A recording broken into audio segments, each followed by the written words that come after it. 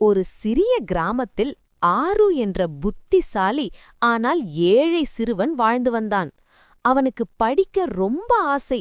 ஆனா புத்தகங்களும் பென்சிலும் வாங்க பணம் இல்லாததால் பள்ளிக்கு போக முடியாமல் இருந்தான். ஒரு நாள் கிராமத்தின் பக்கத்தில் இருந்த பழைய கோவிலின் அருகே ஆறு விளையாடிக் கொண்டிருந்தான். அப்போது மண்ணில் புதைந்திருந்த ஒரு பழைய பென்சிலை கண்டெடுத்தான். அது சாதாரண பென்சில் மாதிரிதான், ஆனா கொஞ்சம் பிரகாசமாக ஜொலிக்குது. ஆரு அதை எடுத்துக்கொண்டு வீட்டுக்கு வந்தான்.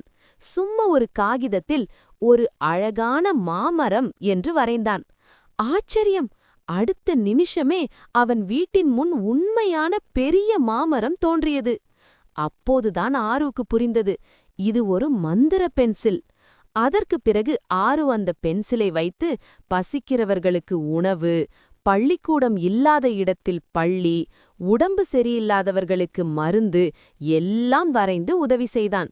ஆனா அவன் ஒருபோதும் பணம், தங்கம், தன் சுயநலத்துக்காக எதையும் வரையவே இல்லை.